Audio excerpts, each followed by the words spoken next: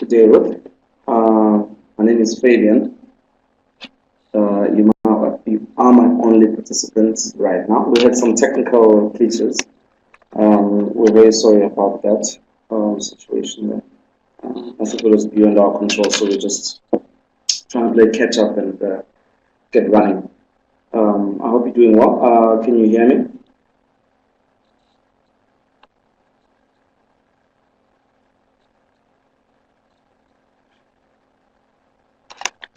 Fantastic, good. That's good. I'm happy with that. Let's start off. We don't have much time, so we are playing catch up.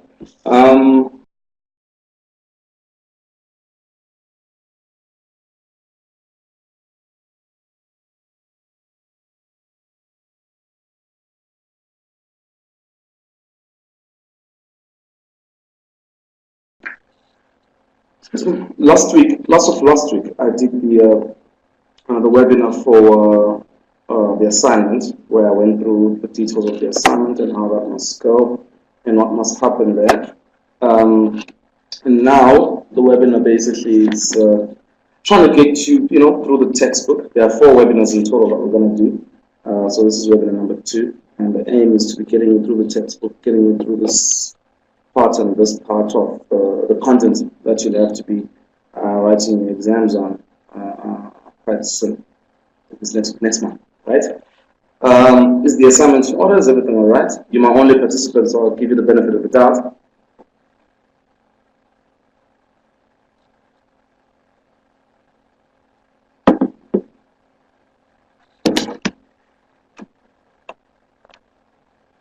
All right.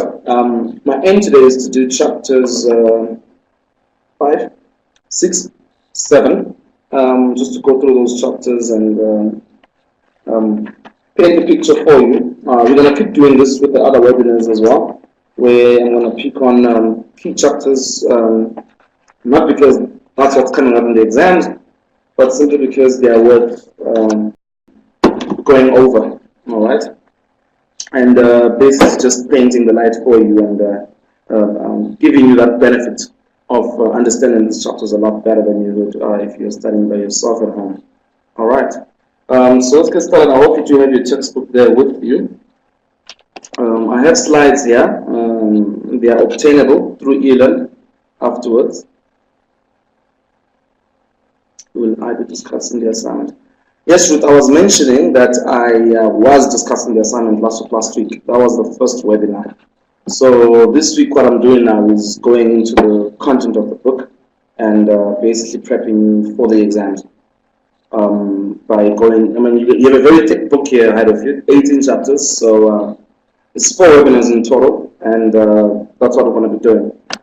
Just basically covering aspects of the book that you need to go through in order to be prepped up. Exam is next month, so time is definitely ticking.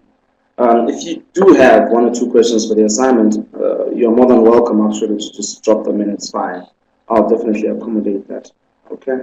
But I have covered through the assignment and the chapters that pertain to the assignment last week in the first webinar. But if you really do have questions in regards to that, please feel free to just pop them in.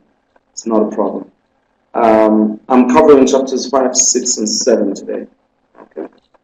To have your book there with you, like I was saying in regards to the slides, you have access to these slides through your eLearn. All right.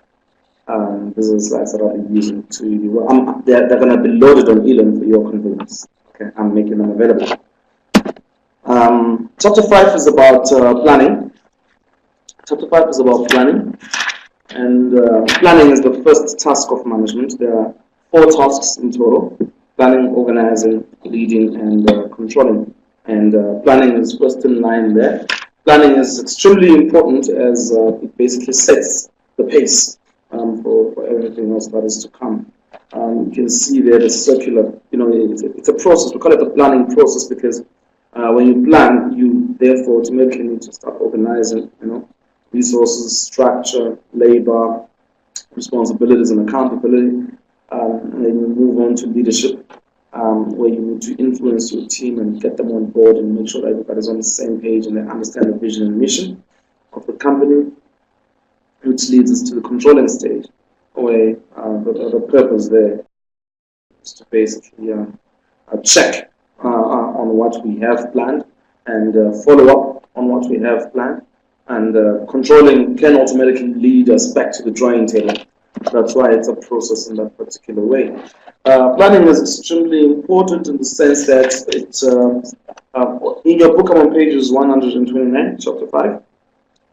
Excuse me. Planning is extremely important in the sense that it definitely provides direction for the company. It provides, it paints a picture of the future for us, and it helps management know what areas to focus on. It helps management know what are their strengths, what are their weaknesses, which departments need support, which ones do not. But because what? There is a plan in place, and an organization is better prepared for the future when they have a plan. I'm sure you've seen it in the corporate. International organizations usually fall out. They fall out of grace with the market, but simply because they didn't anticipate, they didn't plan, they didn't forecast, they didn't do those things. Planning happens at 3 levels. That's top management, middle and lower level management. We do have planning that's taking place there. Top management planning is essentially responsible for setting the vision, setting the mission of the company, and setting the strategic goals of the company. And not only that, but the strategic plans as well. So when you plan, you're setting goals. Okay, we call it strategic goals when you set the long-term objectives that you want to achieve. And then with every goal, there's a strategy. The strategy answers the question as to how are we going to achieve that particular goal. And we call that a strategic plan. All right, so you have strategic goals and strategic plans, which is basically the what and the how. All right, and those two always basically accompany each other. Chapter 4 was essentially focused on strategic planning. The name of the chapter is strategic planning, in the sense that it looked at everything that goes into planning at top management level, and it also looked at how top management wants to achieve those plans. So that's strategy, and the various strategies that are available to top management, from growth strategies to decline strategies to corporate combinations, generic strategies. All of those are available. Market development, product development, mergers and acquisitions, strategic alliances, joint ventures, low-cost strategy, differentiation strategy. All of these are tools that top management has in order to achieve their plan. Tactical planning is planning at middle management. Now you need to remember that tactical managers are the ones that are responsible for the departments. They are the ones that run the department on a daily basis. So tactical managers, a tactical manager is a finance manager, for example, a marketing manager. That's basically a middle management, I mean to say, and they engage in tactical planning, whereby their planning encompasses the department that they run, essentially. And then you've got lower level management, and lower level management is responsible for running the business on a daily basis. So their plans essentially encompass daily activities that are taking place in the organization. We're going to go through those just a little bit more in just a second. Please do pay attention to table 5.1 in your books on page 133. That table sort of summarizes one or two things that I've just discussed right now. Let's focus on lower level management, and let's focus on the planning that they do. That diagram there on your slides is the same one as the one on page 135. And lower level management is responsible for, like I said, daily planning. So we talk of operational planning in the sense that these are the guys on the front line, and these are the guys responsible for implementation of most of the goals and strategies that are coming from the top. They are responsible for running these to the ground and making sure that people understand the vision is clearly communicated, making sure that there is structure, there is responsibility, there is allocation of resources. All of these things are falling under lower level management. or let me say the buck stops with them, you know.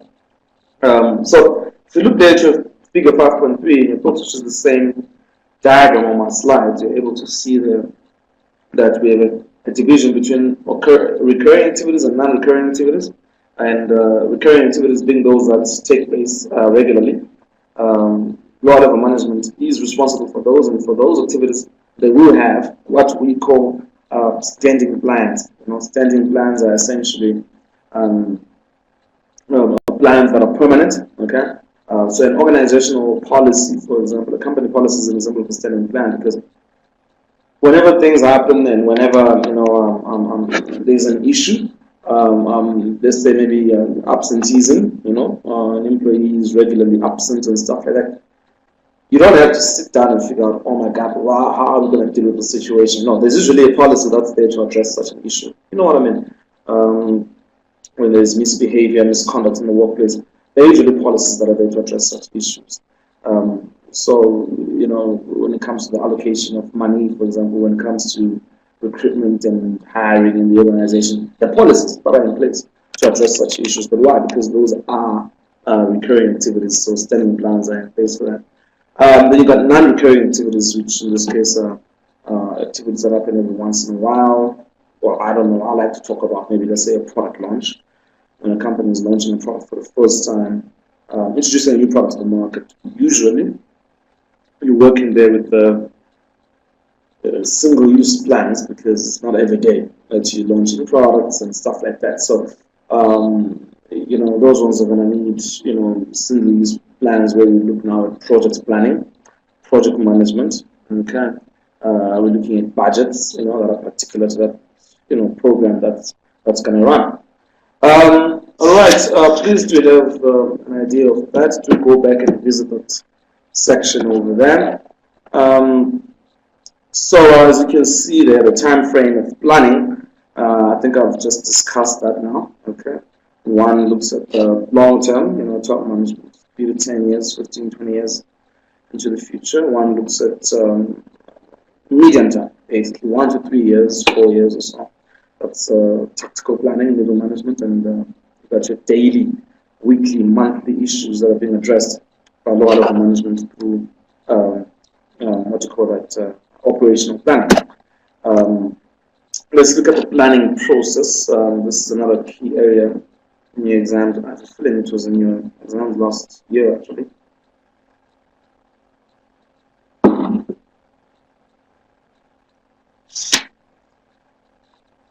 Steps in the planning process. The planning process is essentially the process that management is going to go through every time that they engage in planning. Now remember, this is in the case of non-recurring activities. This is in the case of activities that are not so particular. They're not so frequent. They bring with them a new set of circumstantia that needs to be addressed apart. Then we have to go through an intricate process of addressing those issues. So we talk then of a planning process. Step one is identifying changes that necessitate planning. So first of all, what exactly gets us where we are right now? Why are we here? That's step number one. What is out there that's taking place that's needing us to sit down and actually engage in planning? So that might be an opportunity, it might be a threatened environment. Establishment of goals. So what is it that we want to achieve? These goals must definitely be in line with the vision, with the mission of the organization and where the organization is heading. Consider planning parameters, planning premises. So in this case, as a company, we have limits in terms of how we plan, in terms of factors that affect us and do not affect us. So in this particular case, you need to determine those and make sure that you don't have people coming up with suggestions that are outside company policy, that are outside the vision and mission of the company. So you need to set up those premises. Developing various courses of action. This is where you need, heavy-duty techniques, such as brainstorming, the use of groups and stuff like that to, bring about as many ideas as possible. If evaluate those various courses of action. Basically, this step 5, ties back to step 2. Yeah? So in step 2, you are setting the goals that you want to achieve. And in step 5, you're evaluating the alternatives, the courses of action that you come up with. You're evaluating them against those goals that you set, basically the criteria that you set at the beginning. Step 6 in this particular case is then picking out the alternative that best matches the goals and criteria. Okay, you pick out that alternative and let's implement it. All right. Now, a catch, which is on step 7, is the fact that all plans have sub-plans. Okay, so if you're going to plan to, let's say, retaliate by increasing market share and introducing new products, that's a plan. Well done. But then now there are plans. There are sub-plans that fall under that particular main plan, right? Introduction of new products is not you just waking up in the morning and saying, all right, let's just go in there with this product. You will then need to do marketing research. It's going to take you some time, it's going to take you some money, it's going to take you a dedicated team. You'll have to go for product design, you'll have to do market testing, features, advantages, benefits of the product, how to tie to the customer. You'll have to do test launches, not the final launch. I don't know if I'm making sense, but plans have sub-plans that need to be done in order to accomplish the main plan. So that's essentially what we're doing there. They call them supporting plans in your book. And you don't go through a fully fledged planning process without money. So budgets need to be considered as well. All right. Cool. That's your planning process, guys. Quite an important area there. Let's look at the barriers of planning, because planning doesn't always go, the way. It doesn't always go according to plan. Planning doesn't always go according to plan. Yes, it doesn't actually. You see, most organizations don't really know, or let's say they don't give consideration to the fact that things can go wrong. And when things do go wrong, they don't have a plan of action to get them out of that. So a manager needs to have a very good understanding, right, of the barriers to planning, so that if he or she can prepare his or her department to actually confront this as they take place. If you look there on page 141, there's a grayed out area there. That's where most of your barriers are. I also have them here on the slide. So one of the barriers is the fact that managers usually don't have an understanding of the macro environment of the company, even the market. What lies in the market environment? It's competitors, intermediaries, customers. Customers being probably the most important thing ever for any organization.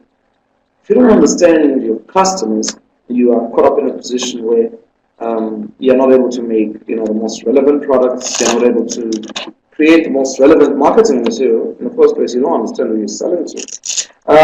Some have a misunderstanding of technological trends in the market and how they apply to the company. The company should be adopting them or not. Political legislation, the international environment, players in the international environment, companies coming into the country and competing on your home ground. All those things. Lack of understanding of the business's strategic plan. So basically, you're not understanding the vision and mission of the company, then you're not able to plan effectively because your plans are misaligned. Okay. There are more barriers. I'm not going to cover all of them, but please do look at them. All right. Also, just below that grayed out area on page 141, there are guidelines as to how to address those barriers. So please do look at that. The guidelines are quite straightforward and quite fun to look at, actually. One of them is the fact that planning should start at the top of the company. You see, if you're going to encourage a particular culture in the company, you have to set it yourself, and you have to set it right from the top. Okay, so exemplary leadership is very key here. Okay, exemplary leadership is very, very key here. All right, please do go through the rest of those factors. They're quite important. Let's focus on the planning tool. Planning tools, these are tools that are at the disposal of management, through which management is able to, these are tools that management can use to plan better. Okay, these are tools that management can use to position the company better for the future. Forecasting is one of them, budgeting is the other, and scheduling and monitoring will be another. Okay. Let's go to your books and page 142. You can see there is forecasting. Forecasting. I'm really gonna read the definition from the book, which I think is an interesting definition. Forecasting is therefore a projection of conditions expected to prevail in the future based on both past and present information. So, we're projecting conditions that we expect to prevail in the future. You can forecast politics, you can forecast the technological environment, you can forecast social environment, you know what I mean? You can forecast social trends, like, okay, you know what, it looks like in the next 5 years, essentially, we'll have more, the number of vegans, now people who eat vegetables, right? I like to say the word vegetables. The number of vegans would have increased, by let's say, 25% within the next 5 years in our society, which means probably as restaurants or as fast food restaurants, if we can adapt our menus and change our food and service offerings, we might find ourselves becoming more and more irrelevant. That's an example of focused and social pertinence. Okay, so basically, focusing is trying to get the picture of definitely what might happen in the future, and that's a planning tool. There are different types of forecasting. There's quantitative, qualitative forecasting. Okay, you use different sources to focus the future that you are projecting. Sales focus, for example, is an example of quantitative focus in this case. You're looking at the numbers for what they are, you're calculating it mathematically. This is our percentage market share. These are the sales that we're looking at currently. You talk to your salespeople and they'll tell you, we look at sales growing up by this much, okay, which means great. In the next 3 years, we can see our market share expanding to this much. But this is based on facts and figures, Qualitative focusing is one that's based on, subjective, basically. Thinking, such as, okay, social patterns, for example, what I was talking about earlier on, even though that can also be proven statistically. Focusing is very important. It helps the company to really position itself. Budgeting is another issue. Those of you who are doing Finance 1 or you've done Finance 1, I think you know what a cash budget is, right? A cash budget is a document that you set up that forecasts your future cash flows, your future cash inflows versus your future cash outflows, and therefore, that tells you more or less, how much money you're going to be having on hand or not having in the coming period. Budgeting is, for me, I think it's one of the most effective planning tools around. I think it's really, really, really amazing. A budget is, first of all, it's a projection of your cash flows, and over and above that, you are able to then use it as a performance criteria when you actually get to that period. So through budgeting, you are now able to determine, are you allocating resources properly? Why are our expenses way under what we budgeted? Do you know that can be a problem? You budgeted that your expenses would be at this much, and they're way under that. So maybe sometimes the organization is actually not really, paying for things that it should be paying for. Yes, funds are not being fully and effectively employed. Why is our revenue, under what we actually anticipated it to be? So it serves as a performance criteria at the same time. Let's go to the next one. Yeah, please look at page 144. You can see there the characteristics of budgets. Okay, it's a grayed out area, very important. Make sure that you're able to just go through that in your spare time. Scheduling and monitoring. these are more planning tools. I'm just going to talk about one of them there, the Gantt chart, before going on to the next area. The Gantt chart, in this case, I also think is one of the most prolific planning tools out there. I really think it's quite amazing. The Gantt chart is a tool that helps in the allocation of resources. It helps in the allocation of time, it helps in the allocation of labor, in the allocation of money. Okay, so if you look at the diagram there on page 145, figure 5.6, you're able to have an idea of what goes on in the Gantt chart. So you have a list of the activities that you need to complete for a particular project on the vertical axis, and then on the horizontal axis you have the timelines that you're considering. So there we are launching a new program, an academic program, and it starts, of course, with the training needs analysis, where you try to analyze what sort of program are we going to design. That takes about 1.5 months from May to mid-June. Then we start designing the program, which is going to take from July all the way to mid-November. Can you see that? Training of facilitators takes place 2 months into the design of the program, because now we have an idea of what the program is going to be about, so we can start training people. The people will be handing out, will be facilitating the program. So the Gantt chart helps in the allocation of resources, because you're able to know at what stage are we doing what activities. So how much manpower do we need, how much money do we need, how much resources do we need to use, even physical facilities, in terms of allocation of physical space, for activities to be done. The Gantt chart is amazing. I can tell you that civil engineers out there around the world walk around with Gantt charts as they're building dams and building bridges and the like. Let's jump straight to goal formulation. Okay. With goal formulation, we talk of SMART goal. If you look there to page 149, properties of well-formulated goals. Goal formulation is part of planning, right? Actually, planning is setting goals, like I did say at the beginning. So you're setting goals, you're setting strategies. Setting goals, you're setting strategies. Properties of well-formulated goals, in this case, we're saying that a goal must be specific. Basically, a goal must be SMART. Right? I think you know the SMART acronym. A goal must be specific. When you're setting goals in the planning stage, you must be very particular about what it is that you want to achieve. You must be quantitative about it as well, because then it leads to measurability. So you must be quantitative about the goals that you're setting, because then it leads to your ability to measure your progress in accomplishing those goals. You must be realistic. Attainability is very key, attainability. You can't set goals that are too high, too difficult, because all it does is it leads to people being demotivated and demoralized from the onset. Also, you can't set the bar too low, right? Goals must be realistic, so they must be linked to your skills. They must be linked to your skills and qualifications and experience set, and they must be time related.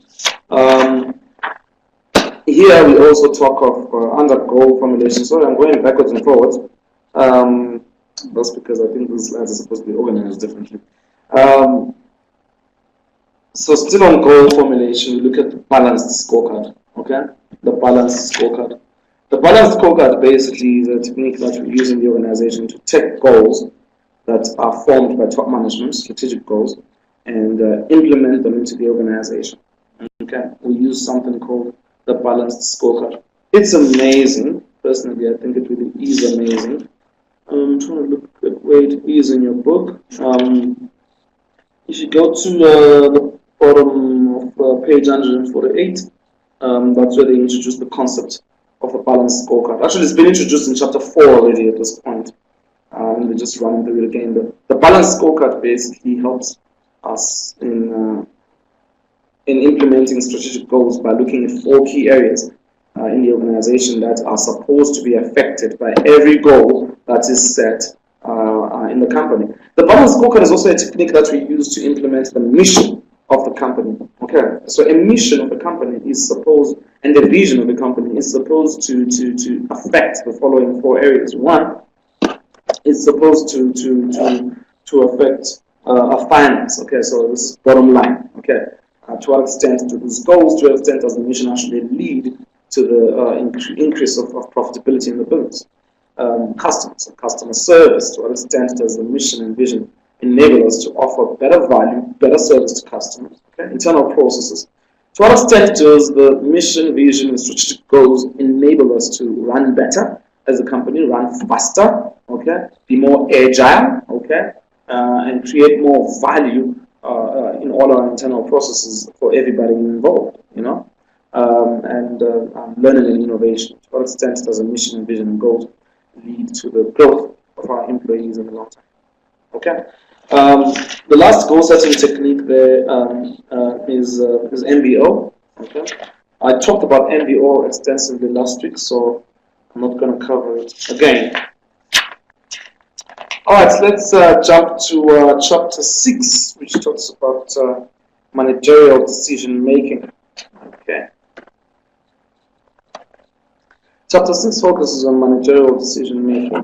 You know, maybe I didn't, but I think I did. I did it last week. Let me reiterate it again. You know, business management too is focusing on the character of the manager. Okay, it's focusing on the personality of the manager. It's focusing on the manager as an individual. The manager as an individual.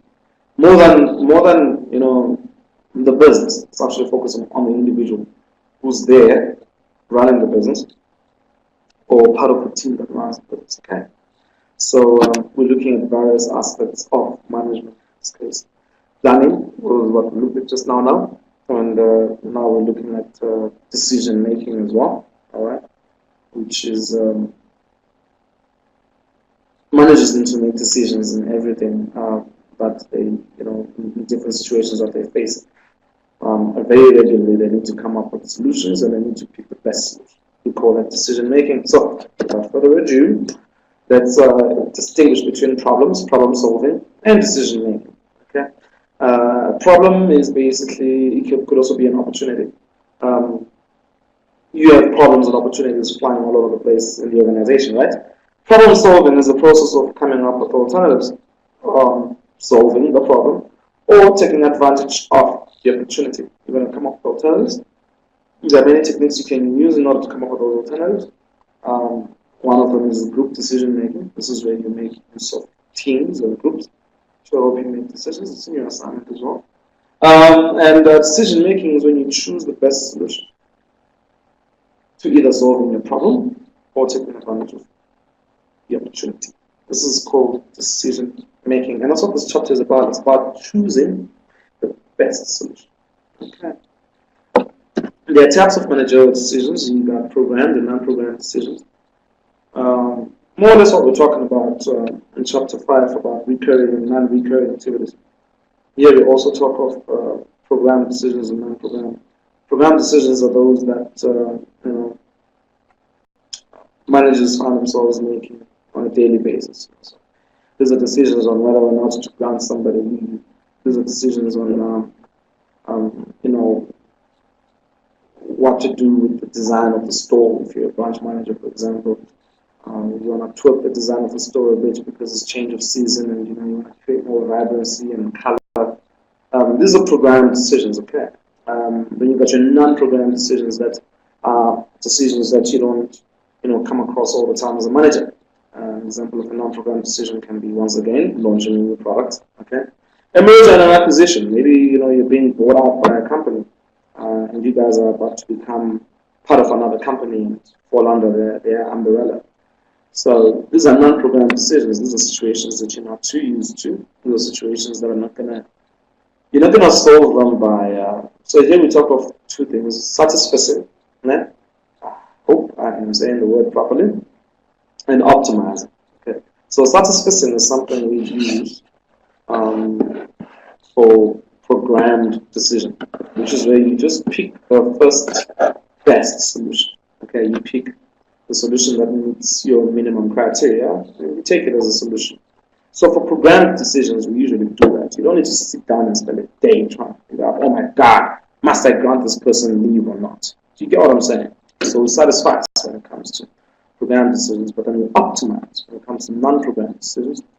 Non-programmed decisions, we then, you know, go through a cautious and structured process. Making sense? We go through a much cautious, structured process when it comes to non-programmed decisions. We don't just make a decision, gut feeling, this type of thing.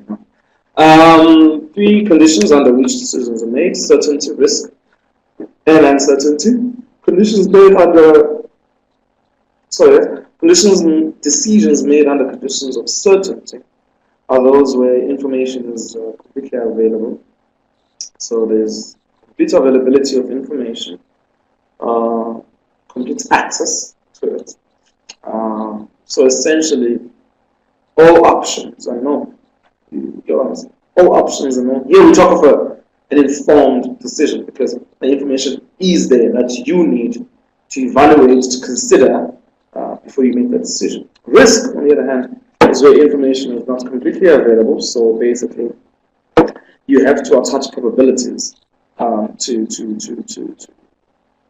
the part of the decision that you are not so informed about. You know what I'm saying? So you have partial availability of information and access to information that you need to make decisions. So what's going to happen is that a part of the decision you're going to be certain about, but then the part of the other decision that you're not certain about, that then presents a risk. Excuse me. That then presents a risk, and what you need to do at that point is to attach probabilities. Okay. And say, okay, you know what? So there are two types of probabilities: there's objective and subjective probability.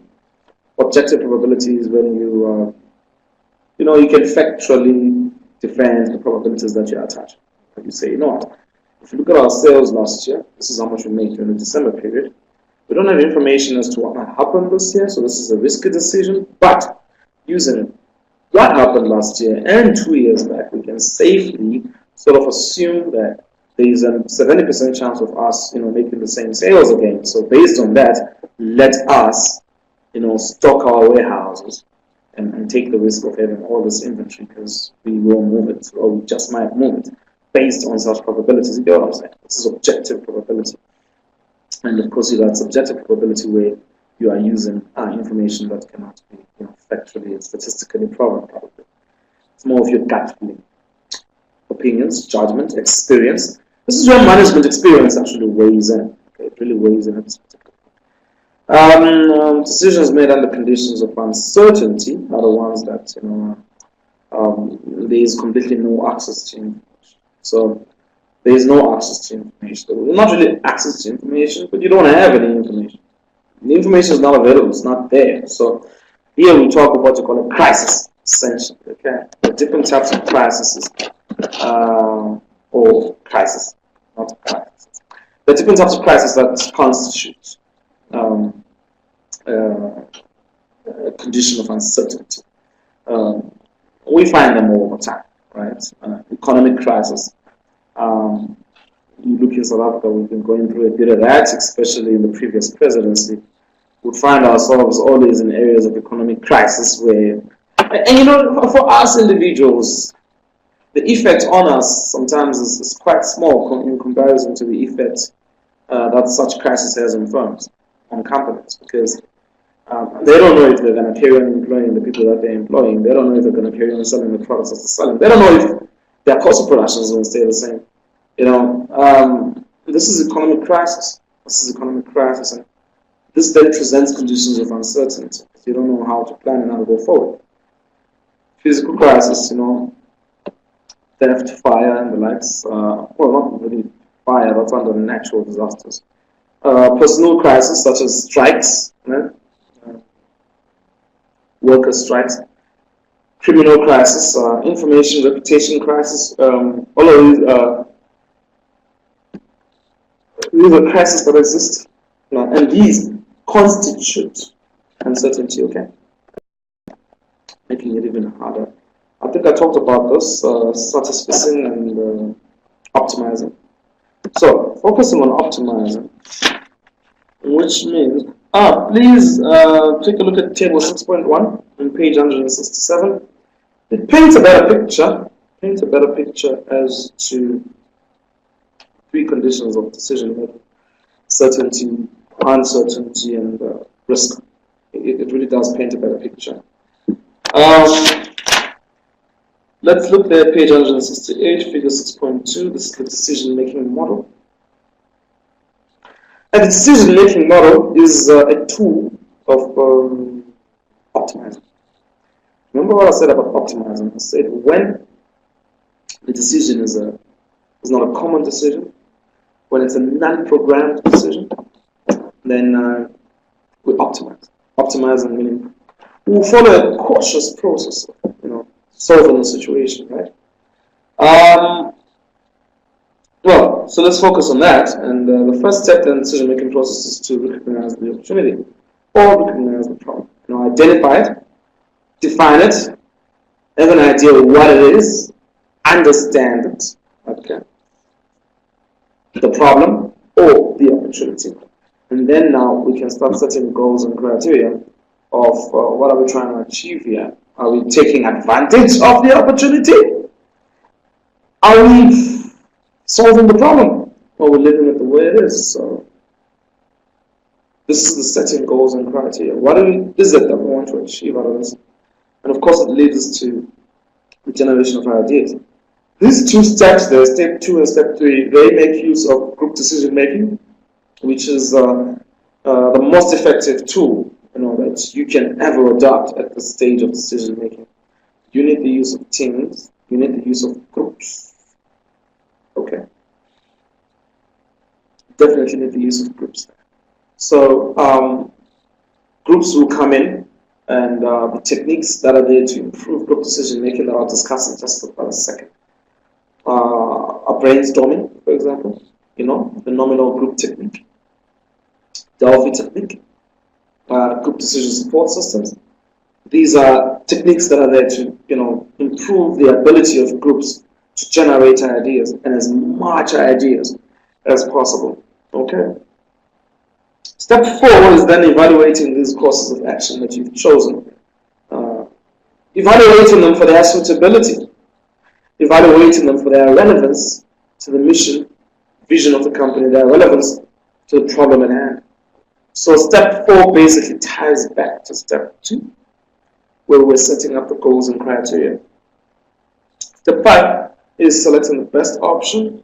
Let's implement that option, and let's follow up on it to ensure that it's continuously taking advantage of the opportunity, or solving the problem at hand. Yes, group decision making. I did talk about this last week. I'm not going to cover it again, but like I did say, group decision making is the tool that you then employ when you're making decisions. That really makes decisions being made, much faster, much better. So many ideas can pop in at that stage, and you can make use of the perspective of different employees. You can make use of the perspective of different employees that are coming from different backgrounds and different skills. They can all weigh in when it comes to group decision making, and the company can benefit from such diversity. Definitely can benefit from such diversity. There are advantages and the disadvantages of group decision making. I've just gone through some of the advantages right now. I did say there's diversity in skills, diversity in qualifications. There's conflicting views as a result. People are able to criticize each other's opinions, and that's good. That's good. You need constructive conflict. Okay, it leads to better quality output. Commitment levels will rise as a result of the fact that everyone is involved in the decision-making process, and higher commitment levels definitely lead to higher levels of motivation, which also lead to employee empowerment. People feel empowered. People feel they can grow because they are always being put in situations where they need to think and think outside the box. Amazing. Group decision-making does have its disadvantages. Please do look at those. I did cover this whole topic of group decision-making last week. Techniques for improving group decision-making. How then do we improve this group decision-making? There you go. You got brainstorming, like I did say. So what is brainstorming? Brainstorming is nobody is stupid. No idea is therefore stupid. Can we all sit down? There is the problem. There is the situation. There is the issue at hand. Let's come up with solutions. Okay. And quantity is key. So the more solutions we come up with, the better. Nobody can criticize or is allowed to criticize anyone's idea. so that we can allow the free flow of ideas and create an environment where people's creativity is being unlocked. Group decision making is amazing. Please, I mean, brainstorming is amazing. Please do look at page 172, the rules that govern brainstorming sessions. Bottom there, just take a look at that. Okay. Then you have the nominal group technique, which is a more structured brainstorming session. Okay, it's a more structured brainstorming session. So brainstorming, in its original, sense, is very random.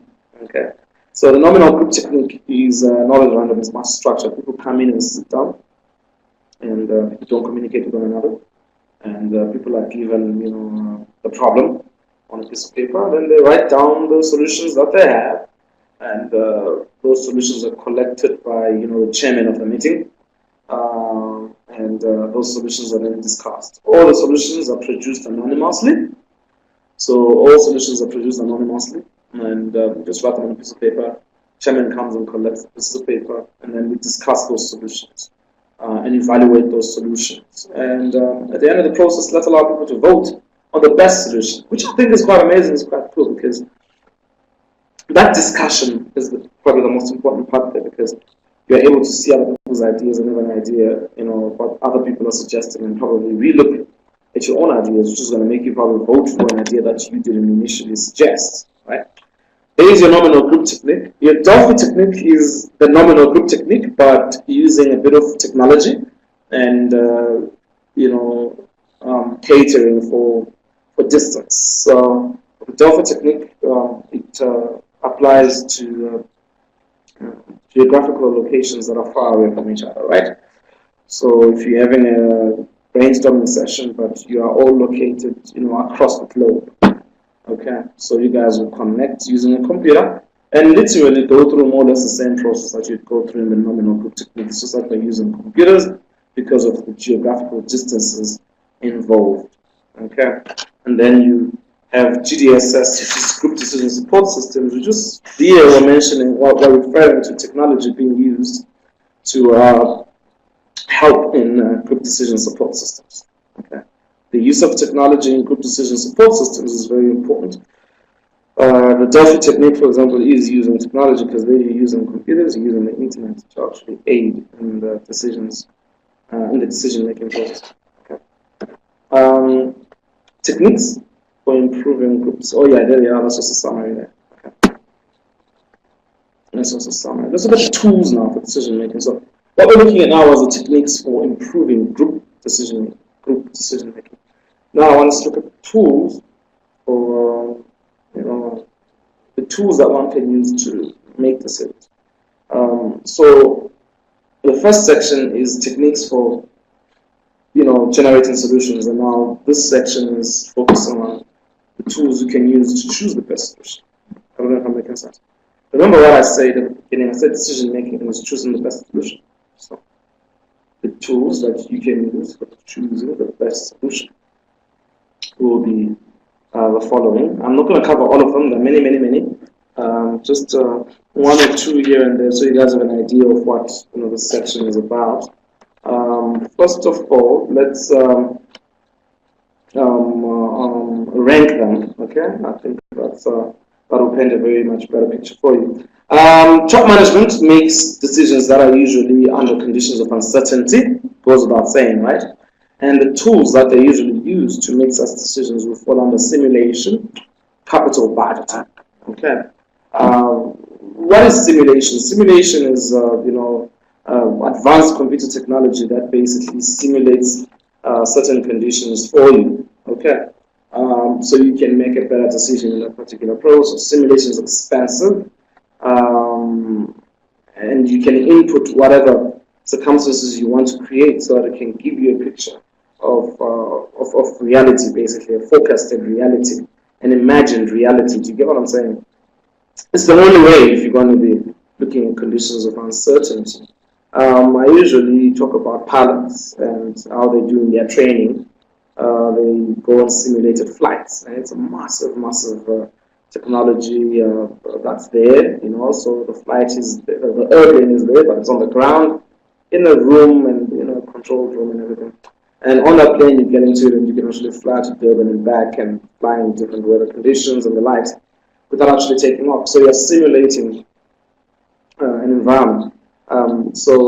Top management usually uses simulation. Well, this is for companies that really can afford it, and it helps in conditions of uncertainty.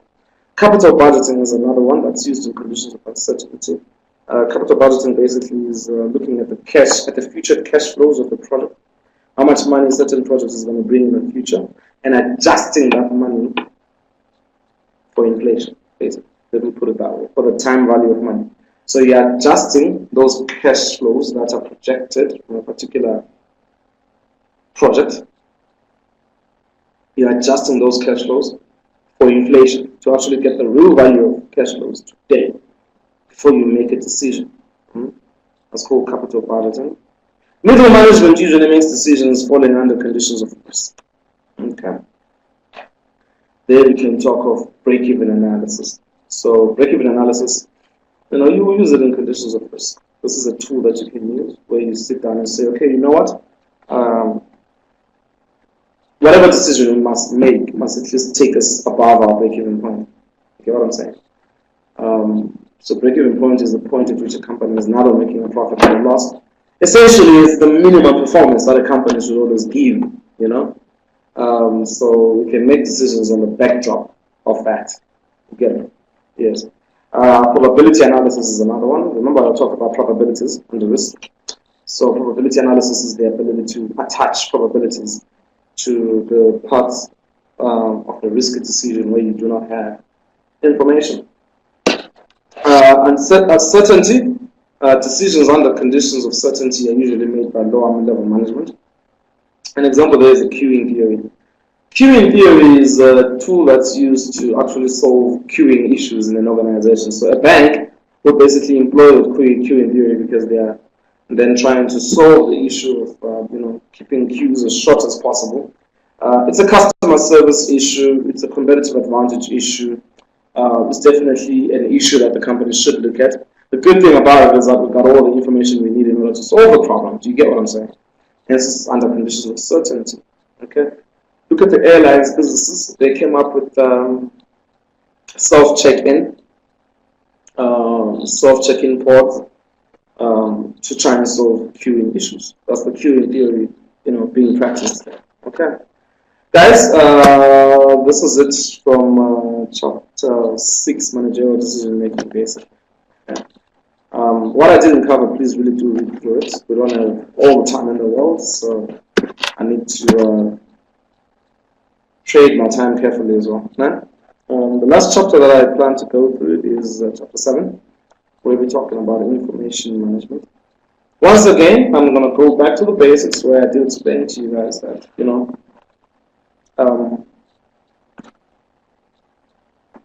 we're looking at the character of the manager here. Okay, we're looking at the character of the manager. We're looking at the daily decisions of the manager and what the manager does on a daily basis in an organization. And of course, managers have to deal with information. Information is coming from everywhere. And in the 21st century, it's becoming even more important than anything else to actually look at how you deal with information, because we are now living in the information age, which means most of the decisions that we make are driven by a lot of data, and we have a lot of access to that data, more access than we've ever had in the history of humankind. Okay, and information has therefore become power. Who has information has power? Who has information has influence? Okay, as a business. Let's distinguish first between data and information. I'm on page 191. Data is unprocessed information, so that's information that basically is raw in its nature, and you can't make decisions from it. I just call it data. So I give you the sales of the different stores of a company around the region. So Markham sales around the Gauteng region. That's just raw information. There's nothing we can essentially do with that. But that needs to be processed. So that's data, which is raw information. That's data. And that data now needs to be processed in order to actually become information that can aid in decision making. Is that making sense? And data basically is then put into an information system where it's processed into information. Okay, so that brings us to the what is an information system? That is a system that transforms data into information that can be used to make decisions and solve problems. And information, yeah, look at that diagram there. That diagram is quite important. So you got information coming from the internal environment. You got information coming from the external environment. That information is brought into the information system where it is transformed into information. Yeah, you got data coming from the internal environment and data coming from the external environment. That data is transformed into information that will aid in decision making. Okay, too much data, guys. In the internal environment, it's data coming from within the organization, such as financial data. So everything that your accountants do will be data to you. Operations data, you know, the factories, the output of each factory and all that kind of stuff, the quality levels, customer complaint levels, you know, all that kind of stuff. Human resources data, the stuff that you have, the qualifications they got. All of this is data from the inside, and then data from the outside will be consumer data, competitor data, and the likes, you know, economic data, okay, and how it affects the organization. We take that, its input into an information system, which transforms it into output. That output is therefore information that through which we make decisions. So there is your definition of an information system. It's a system. It's a system where people, procedures, and resources are used to collect, transform, and disseminate information in an organization. So information system is to collect, okay, and transforms information. Collects data, transforms it into information. The people that are involved in that become part of the system. The procedures that are there become part of the system. Okay, so there are important concepts there. An information system will therefore consist of hardware, which is actual hardware. A computer is an example of an information system. Software, the applications in a computer, for example. Procedures, you know, all the different, you know, rules and processes that you should follow as you process this data. Storage, of course, so your hard drives and your disks and stuff will be part of storage, and of course control. Okay, there you go. Cool. What are the qualities of useful information? Useful information is, we say it is useful when it's accurate. So useful information must be of good quality, basically, let's put it that way. Good quality information is accurate information, information that is fully reflective of the content that it has. Is fully reflective of what is happening on the ground. Does that make sense? It's relevant to your skills, relevant to what you know, relevant to a job description. Then that is good information. All right, and then it must be sufficient as well. So it must be enough for you to make decisions that you need to make, and yeah, it mustn't be short. You know, otherwise you're not able to make a good decision. And it must be on time. So good information is information that you get while it's still valid, basically, let's put it that way, okay? These are the characteristics of useful information. Guys, what else you need to know in this chapter is to look at the different types of information systems, okay? You got operations information systems. These are information systems that help you on a daily basis, okay? And on a daily basis, they enable you to do your job. So you got those three there: transaction processing systems, process control systems, and office automation systems. Please be able to define each of those. Just be able to provide a definition for each of those, okay? And then you got management information systems. These are the ones that help management make decisions. So the first group helps you run the company on a daily basis, and the second group helps you manage helps you make key decisions at top management level. So you've got information reporting systems, decision support systems, and executive information systems. So top and middle management will use a lot of these. Then you got other classifications such as the internet, the extranet, e-commerce, which is doing business online. All of that is part of other systems that are used at lower level management. They are also used at non-management level. Internet, extranet, intranet is used at non-management level to make decisions. Look at that. Yes, look at that. So top management is using executive information system and expert systems. I need you to have just at least be able to define each of those steps. Okay. Decision support systems and business function information systems are being used at middle management level. Lower level management is using the rest essentially, and to run the company daily, which is your non-management level. They're using TPS, transaction processing systems. An example of a transaction processing system is the till point at Pick and Pay when you're paying. That's a TPS. Office automation system, an example is Microsoft Word and process control systems. Okay? Guys, please do know those and be those. This is important for you to study for your exam. That's essentially chapter 7. Yes, the last stage is the developing of a generic information system. Please do know those stages as well. Be able to discuss those stages of that process in a paragraph. All right. I am definitely under time pressure. I'm going to have to wrap it up here. This is all the time that I had to go through these 3 chapters with you guys. We do another webinar next week. There's another webinar.